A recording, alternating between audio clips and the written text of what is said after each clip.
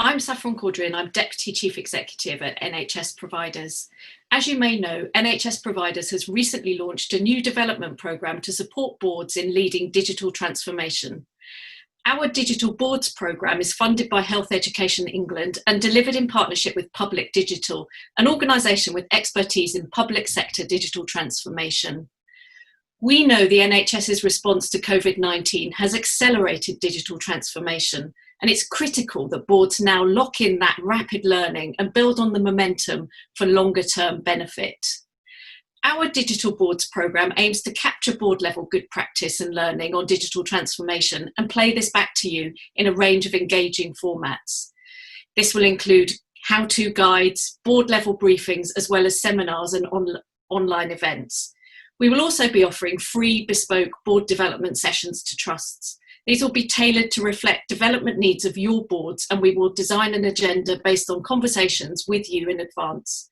We're really excited we're able to offer you this programme to continue to respond to COVID-19 and to start planning for the future. To tell you more about our new offer is Andrew Greenway from Public Digital. Hi, I'm Andrew Greenway and I'm a founding partner in Public Digital. I'm working with NHS Providers as part of the Digital Boards programme that Saffron's just been talking about. Together we'll be producing a series of guides on leading digital transformation and running a series of free board development sessions to help you build on the rapid digitisation that has taken place, not just over the past few years, but particularly in response to COVID-19. Our first guide is called A New Era of Digital Leadership. Now we say a new era because the idea of digital transformation hasn't just appeared on the agenda. Every trust leader will have seen some technology projects and digital initiatives over the past 10, 5, 15 years.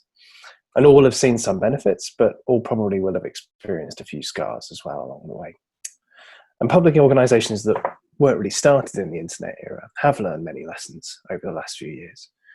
And one of the most important of those is you can't just think of digital as technology or IT. The definition of digital that we use, which is based on watching large, complex, legacy-laden, often organisations like governments go through this process, is quite a broad one.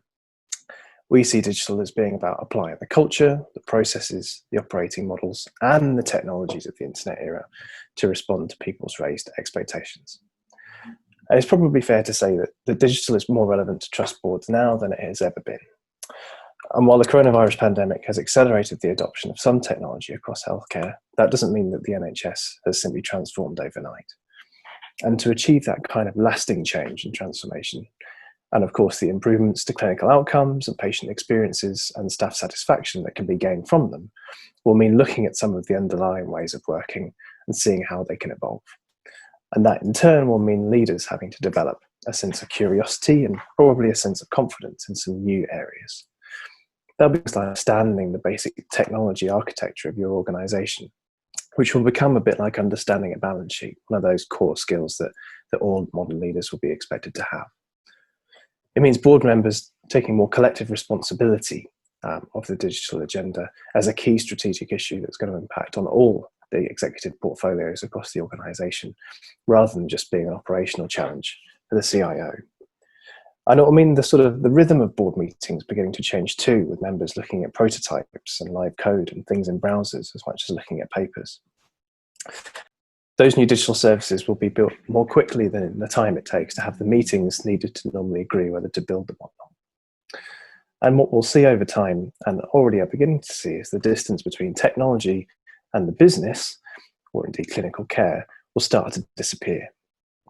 Now, none of that's going to happen overnight, and nor will it be driven just from the top of an organisation.